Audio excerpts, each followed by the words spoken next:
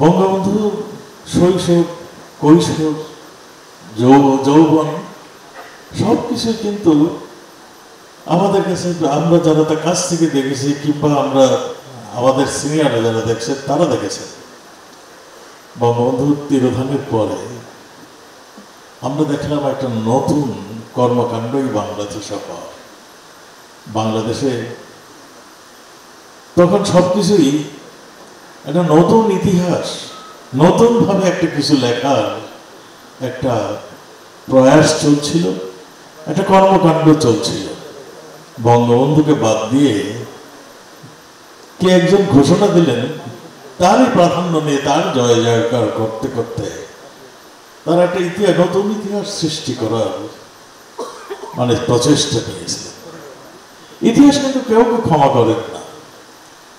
যেটা আজকে আমরা যদি পলাশীর সেই প্রান্তরের কথা বলি, সেইখানে যারা যারা যা করেছিলেন ইতিহাস কিন্তু আমাদের সামনে আজকে স্পষ্ট করে নিয়ে আসছে।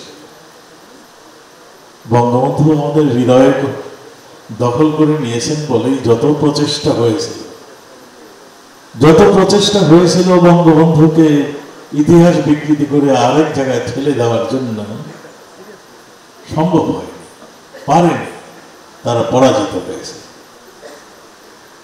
আমরা তাদেরকে ধিক্কার জানিয়ে আমরা এই বইটি যে যিনি আজকে আমাদের সম্মুখে নিয়ে আসছেন তাকে ধন্যবাদ জানাচ্ছি। বঙ্গবন্ধুর অনেকেই অনেক কথা বলেন। আমাদের 52 ভাষা আন্দোলনের কথা যদি আসে, এখানে বঙ্গবন্ধুর কথা যদি না বলা হয় তাহলে ভাষা আন্দোলনের মানে কোথা থেকে শুরু হলো সেটাই বোধহয় বলা হয় না। কিন্তু অনেক সমালোচক বলতে বঙ্গবন্ধু সেই সময় তো জেলখানায় ছিল, কিভাবে তিনি আন্দোলন নেতৃত্ব দিলেন। আজকে এই সিক্রেট ডকুমেন্ট যখন আমাদের কাছে চলে আসলো, সেখানে একদম সবিস্তারে গোয়েন্দা বাহিনী, তখন পাকিস্তানের গোয়েন্দা বাহিনী বঙ্গবন্ধুকে প্রত্যেকটা স্টেপ তারা ফলো করত। বঙ্গবন্ধু কোথায় যাচ্ছেন, কি বলছেন, কার সঙ্গে সভা করছেন, সবগুলো সব বৃত্তান্ত এই তখনকার গোয়েন্দা বাহিনী লিপিবদ্ধ করেছিলেন। এগুলো সবগুলো ইংলিশে লিখছিলেন, সেই জন্যই আজকে ট্রান্সলেট করে আমরা বাংলায় আজকে আমরা সম্মুখে নিয়ে আসছেন আমাদের আজকের যে প্রধান তাজুল ইসলাম সাহেব।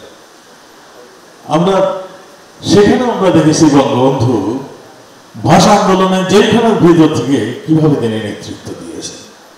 আপনাদের নিশ্চয়ই মনে আছে, আমাদের তখনকার পাকিস্তানের জাতির পিতা কায়েদ আজমের মুখের উপরে যখন নাকি তিনি ডিক্লেয়ার করেছিলেন যে বাংলায় পাকিস্তানের ভাষা হবে উর্দু, তখন তিনি মুখের উপরে বলে আসছিলেন নো নো বলে তিনি চিৎকার করে উঠেছিলেন।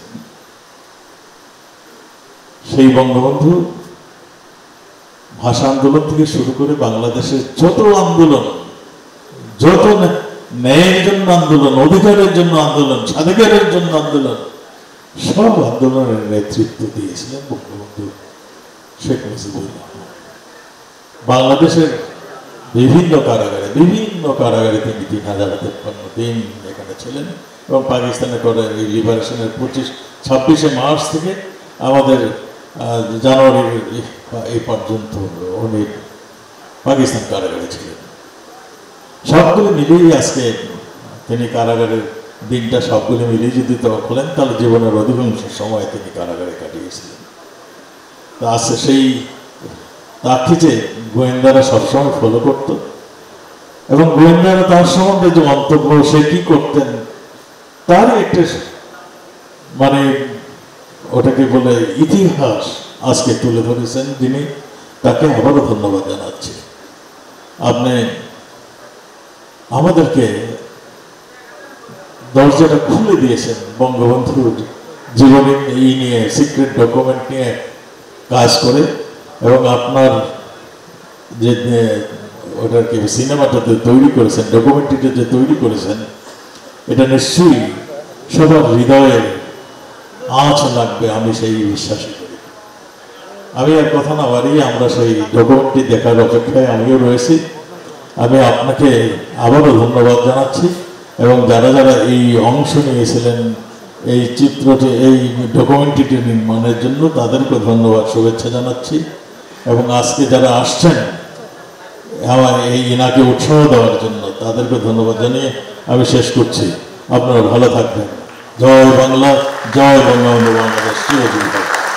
সংবাদ, ফিচার ও অনুষ্ঠানের জন্য ভিজিট করুন সংবাদ প্রকাশের ওয়েবসাইট এবং যুক্ত থাকুন ফেসবুক পেজ ও ইউটিউব চ্যানেলের সঙ্গে।